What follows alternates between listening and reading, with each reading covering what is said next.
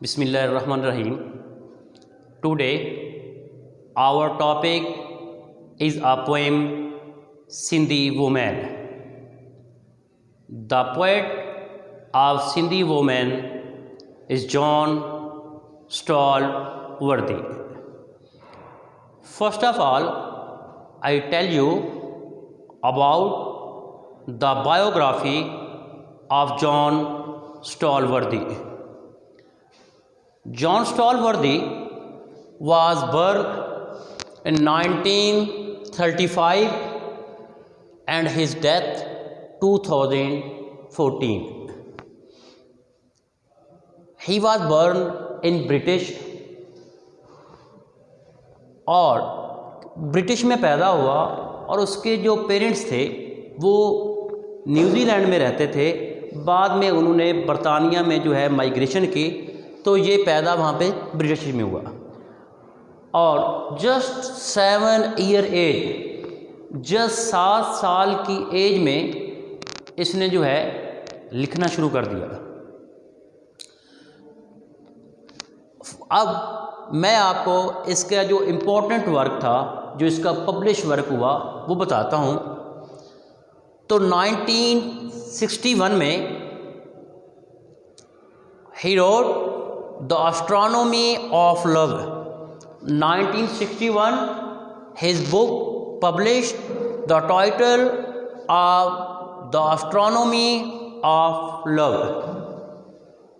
And second, in 1974, published book, a book of love poetry. And third, his renowned work in 1984, Oxford Book of War Poetry. And fourth, The Guest from the Future in 1995. And he wrote Sindhi Woman round about 1962 when he visited in subcontinent, and he came in Karachi and lived there few years.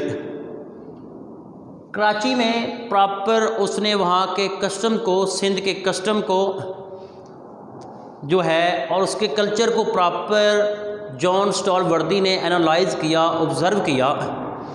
उसके बाद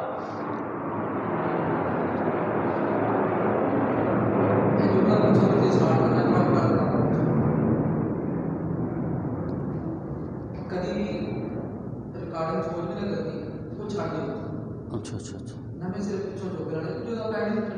ठीक है, अब यहाँ से शुरू करता है।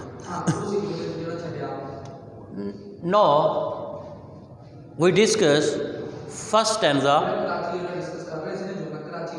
जी तो कराची में उसने विज़िट किया, कराची का कल्चर और कस्टम को उसमें प्रॉपर एनालाइज किया, ऑब्ज़र्व किया और डीपली ऑब्ज़र्व किया। तो एक दिन उसने एक औरत को देखा जिसका नाम भी उसने सिंधी वुमेन के ऊपर लिखा है। एक्चुअली ये जो पोएम है is not imagination, but this poem is only realistic approach. ये क्या है, एक हकीकत में बिल्कुल उसने लिखी है, हकीकत उसने रियलाइज़ किया है, एक रियलिटी वो बयान कर रहा है। यहाँ पे कहता है कि बेयर फुट होता है नंगे पाँव, कि एक नंगे पाँव से देखा एक औरत को थ्रू द बाज़ार, जो कि बाज़ार में जा रही थी। उसने एक औरत को देखा जो कि नंगे पाँव बाज़ार में जा रही थी। And with the same indolent grace. Indolent होता है लहराते हुए और ग्रेस एंडोलेंट होता है लहराते हुए और ग्रेस होता है बावकार अंदाज से। और वो लहराते हुए और बड़े बावकार तरीके से चल रही थी, बड़े कॉन्फिडेंस के साथ चल रही थी। उसके तो कहता है as the cloth blown black from her face, कि जो उसके सर के ऊपर दुपट्टा था, उसका जो एक पल्लू था वो हवा के साथ उड़ता और उसके चेहरे के ऊपर आता और ख़ुद ही हट जाता, लेकिन उसकी जो चाल थी उसके अंदर कोई चेंजिंग नहीं आई, बल्कि वो जिस तरह बावकार तरीके के साथ लहराते हुए वो चल रही थी उसमें कोई चेंजिंग नहीं आई, बल्कि वो उसी तरह जो है चलती रही है। ना उसको उसकी कोई वहाँ की जो गर्मी है उसका कोई असर हुआ है, हालांकि वो नंगे पाँव थी, गर्मी ने भी उसको कोई इफ़ेक्ट नहीं किया। और उसके बाद हवा चलती है, हवा से उसका पल्लू जो इधर से उधर होता है उसका मुंह पे आता है और मुंह से फिर हटता है, लेकिन उसके बावजूद वो प्रॉपर कॉन्फिडेंस के साथ जो है वो चलती जा रही है। या वो कहता है कि she glides with a stone jar. तो ग्लाइड्स होता है खरामा खरामा चलना, मटक मटक के चलना, बड़े नखरे के साथ चलना, कि शी ग्लाइड वो खरामा खरामा चल रही है with a stone jar. Stone mean पत्थर, जार मीन मर्तबान, और उसके सर के ऊपर क्या है, एक पत्थर का वो कहते हैं एक जार है, एक मर्तबान है। उसके सर के ऊपर क्या है, एक जार है, एक मर्तबान है पत्थर का, उसी के साथ सर पे उसने रखा हुआ, खरामा खरामा बड़ा मटक मटक के चल रही है। उसने उसको पकड़ा हुआ नहीं है, बल्कि वो वहीं पे वो है भी क्या, हाई ऑन हर हेड, और वो उसके सर के ऊपर है, बुलंद है, लेकिन उसने उसको पकड़ा हुआ नहीं है। उसको पकड़ने के बावजूद वो कॉन्फिडेंस के साथ चल रही है। अब लास्ट लाइन में कहता है and not a ripple in her trade. और रिपल होता है डगमगाहट, और ट्रेड होता है चलना, कि उसकी चाल में जो है वो डगमगाहट नहीं होती। अब हम इसको जो है प्रॉपर एक्सप्लेन करते हैं कि वो देखता है कि एक औरत है, वो नंगे पाँव चल रही है बाज़ार के अंदर, उसके सर के ऊपर एक जार है, मर्तबान है, उसने उस जो स्टोन जार है, जो पत्थर का जार है, उसको उसने पकड़ा हुआ नहीं है, बल्कि सर के ऊपर रखा हुआ है, और वो बड़े अंदाज के साथ, बड़े नखरे के साथ, बड़ा मटक मटक के चल रही है। तो उसको शायर जो है बड़ा डीपली उसको देखता है और एनालाइज करता है कि एक औरत के सर के ऊपर एक जार भी है, उसने उसको पकड़ा हुआ भी नहीं है, सर के ऊपर जस्ट रखा हुआ है, और उसका जो चाल ढाल है वो बिल्कुल वैसी की वैसी है, उसकी चाल में डगमगाहट भी नहीं आई। तो आखिर क्या वजह है?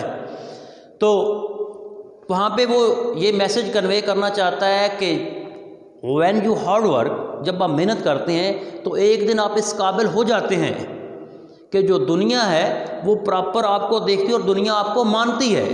उस वक्त जो है वो धूप, सर्दी, गर्मी, मौसम की जो मुश्किलात होती हैं आपके लिए कुछ भी नहीं होती, क्योंकि आप एक हार्ड वर्किंग की चक्की से निकल के किसी मकाम पे पहुंचे होते हैं। और जब आप किसी मकाम पे पहुंच जाते हैं तो फिर आपके लिए कोई मसला नहीं होता, लेकिन उससे पहले आपको एक मेहनत दरकार हो जाती है। जैसे शायर ने कहा था कि मिटा दो अपनी हस्ती को, अगर कुछ मर्तबा चाहिए, मिटा दे अपनी हस्ती को अगर कुछ मर्तबा चाहिए, दाना खाक में मिलकर गुलो गुलजार होता है।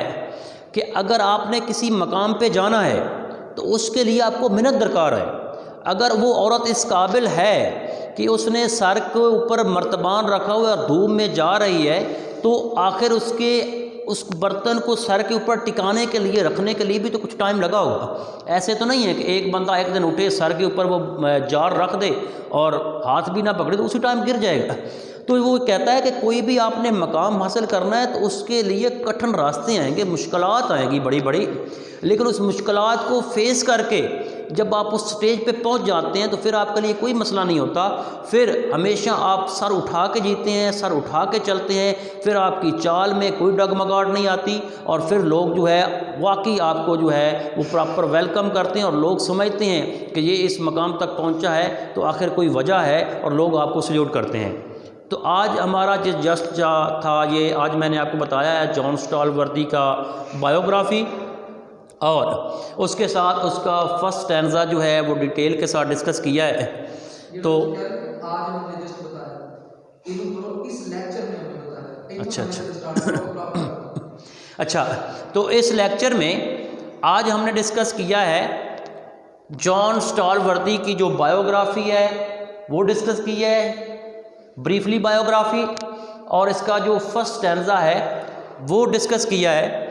अब जो नेक्स्ट लेक्चर होगा उसमें इसका जो सेकंड स्टैंजा और जो रेफरेंस टू द कॉन्टेक्स्ट है वो हम डिस्कस करेंगे। तो इसी के साथ क्लोज़ करता हूँ। Thank you so much. Allah हाफ़िज़।